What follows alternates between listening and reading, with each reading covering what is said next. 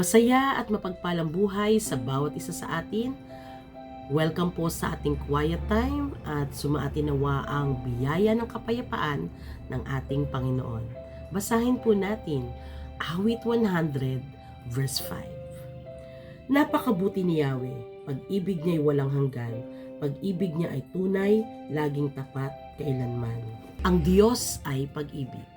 Sa talatang ating binasa ay inilarawan na ang Diyos na ating Panginoon ay mabuti.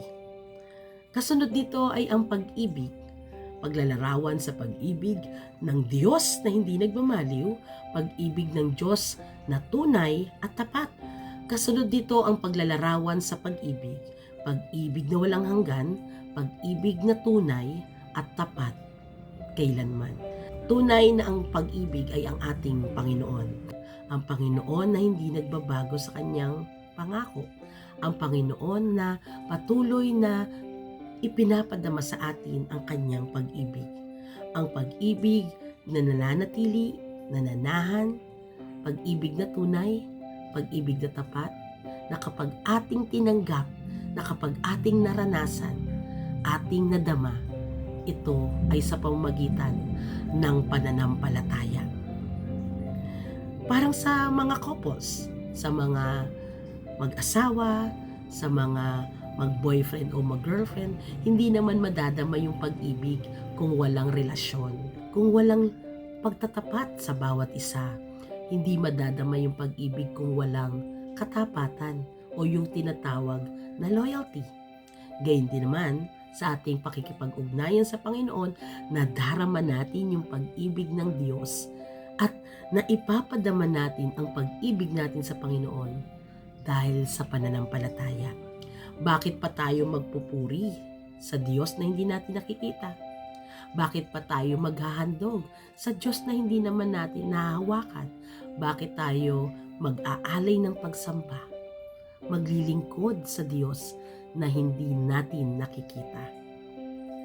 Kaya't kung tayo ay naghahandog, naglilingkod, sumasamba, nagpupuri sa ating Panginoon, ito ay pananampalataya. Tayo ay nagtitiwala sa Panginoon na Siya ay buhay, na Siya ay kasama natin at isinasapamuhay natin yung pag-ibig ng ating Panginoon, na tayo ay umiibig sa Panginoon at naglilingkod sa Panginoon sapagkat Siya ay mabuti. Ang Diyos ay mabuti. Sa panahon ng kalungkutan, sa panahon ng tiisin, sa panahon ng matinding problema, sa panahon na tinatahak natin ay tila madilim na landas, mabuti ang Diyos. Sapagkat mahal ka ng Diyos. Iniibig ka ng Diyos.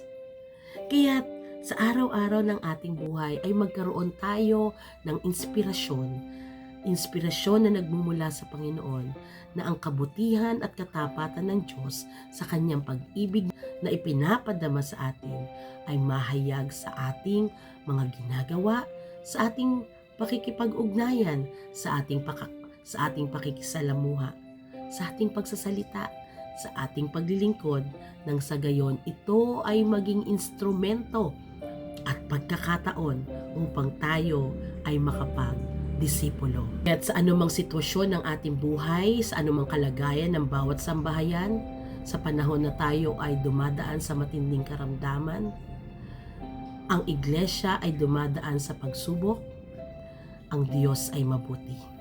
Ang katapatan ng Panginoon at ang kanyang pag-ibig ay sapat para sa ating lahat upang pagtagumpayan ang bawat araw sa kabutihan ng ating Panginoon at sa pag-ibig niyang hindi nagmamali. Iniibig mo ba ang Panginoon? Angkinin na ang Diyos ay mabuti. Ang Diyos ay mabuti.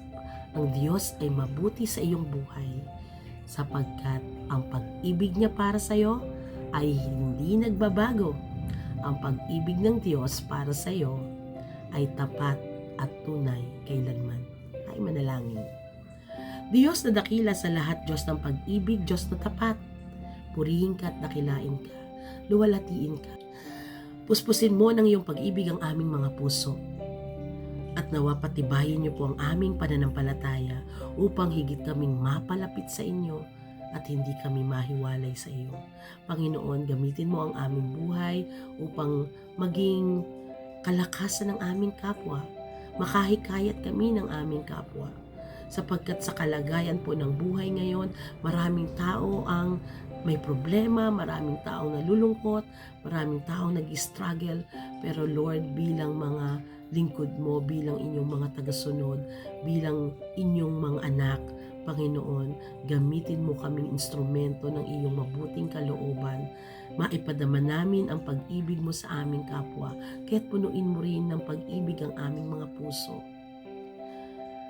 At lahat kami ay makapaglingkod, makapaghandog, makapagdisipulo, makapagmisyon, sapagkat ito ang panawagan mo sa amin at ang kapahayagan ng aming pananampalataya, ang pananampalatayang handang maglingkod, gumawa para sa Panginoon ng may pag-ibig sa aming buhay.